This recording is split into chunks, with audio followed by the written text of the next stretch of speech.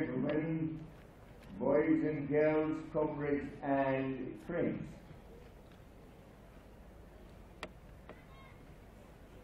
It is with the greatest of humility that I welcome you all to the 29th edition of the 21st February Movement celebrations, which are being hosted by Matabeleland North Province in the magnificent town of Victoria Falls.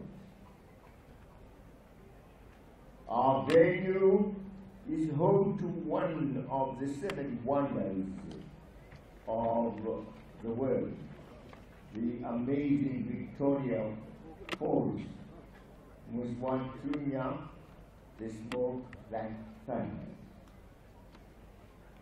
Once again, I thank you for the support, blessings and gifts that you all bring as we come together to celebrate the 21st February movement, which this year coincides with my 21st birthday.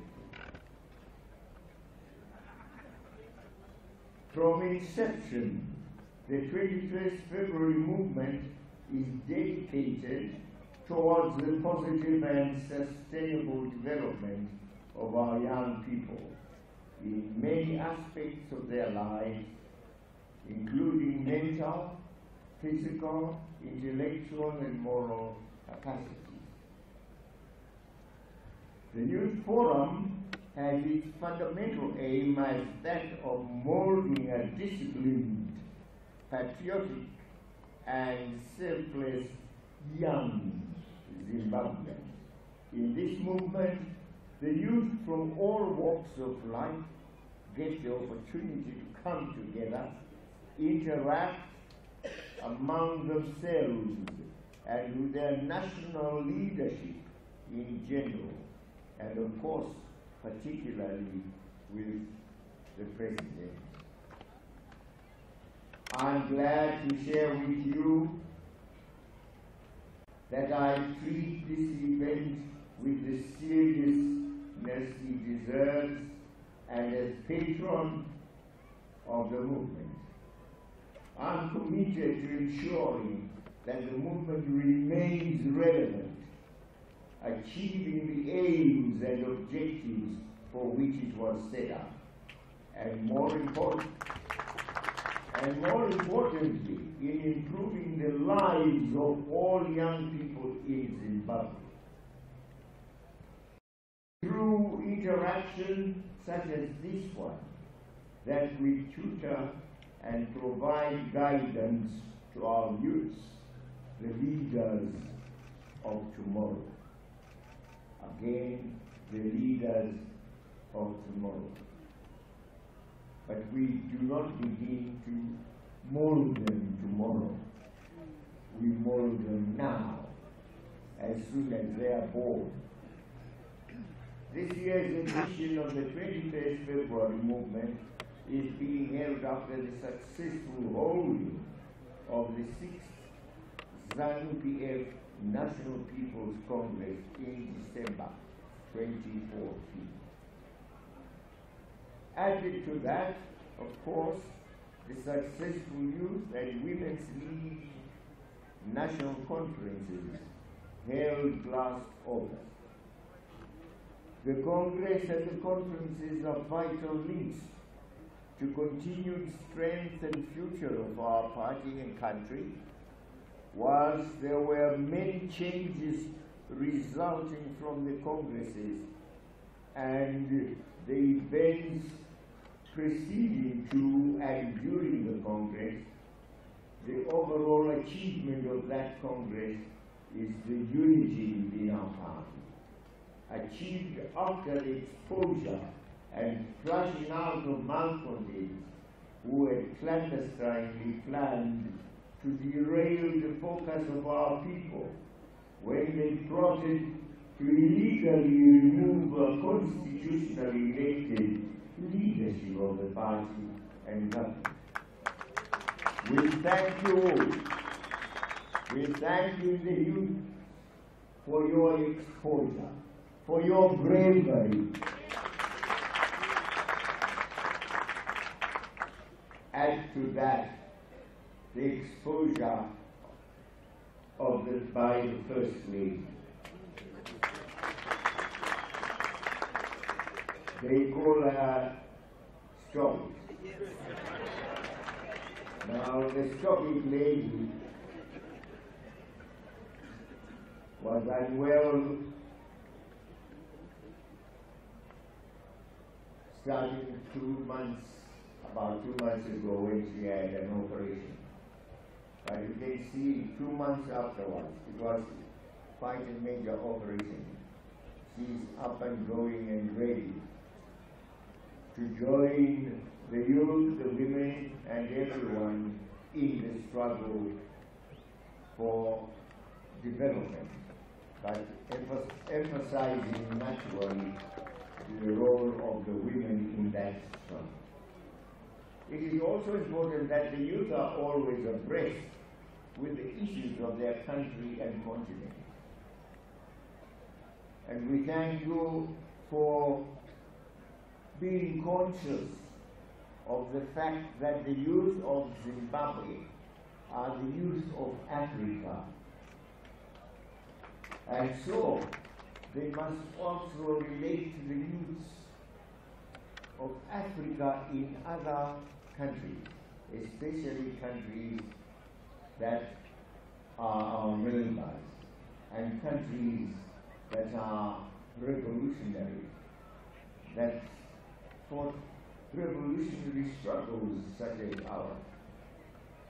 I want to say thank you to all the countries that have sent their youths to this event.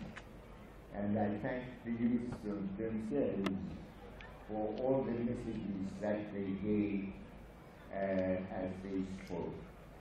Our history as a country and continent has been characterized by colonial imbalances and inhuman treatment by the colonizers. The need to fight these ills has and will always shape our revolutionary anti-colonialism struggle. We fought successfully. Now in contemporary times, the economic empowerment struggle is still ongoing, and it is yet to be won in most of Africa. It was with this goal envisaged by the founding fathers of Africa, of our independence in Africa, who decolonized Africa, and some of them are Kwame Nkrumah of Ghana, Secretary of Guinea, Julius Nyerere of Tanzania, not to mention other frontline states here in this region who joined them later. That Africa should be united for its political independence first and economic independence to come later. Indeed, political independence without economic empowerment is hollow.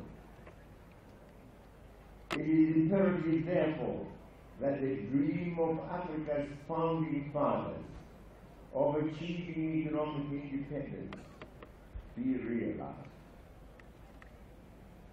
I'm proud to say that our country is an example of efforts to see this vision being fulfilled. Through the historic land reform program, the indigenization and economic empowerment policy, and now the current economic blueprint that's in Africa, Zimbabwe is indeed a shining example of what it means to be a free country.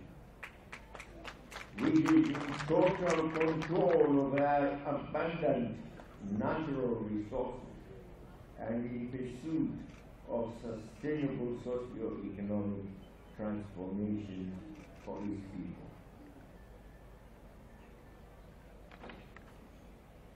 This year's theme,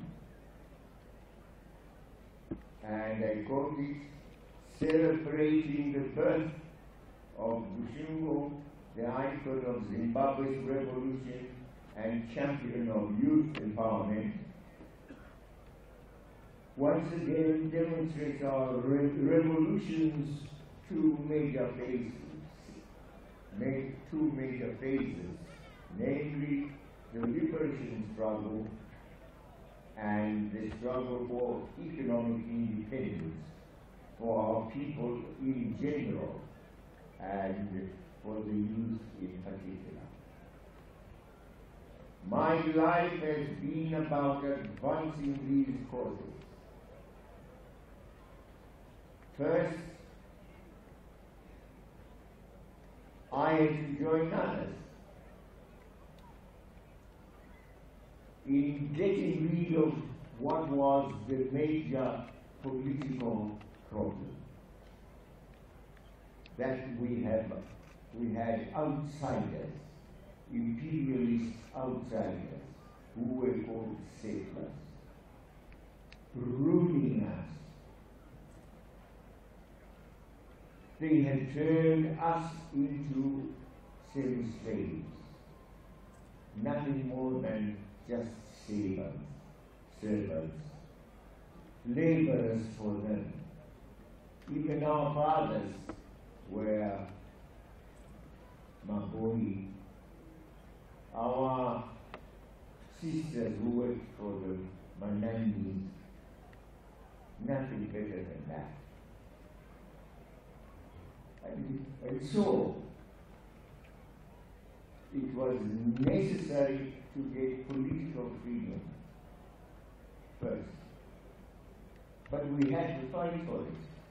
In other countries of Africa, no, they just had a strike or came together because they did not have as many colonialists as we had.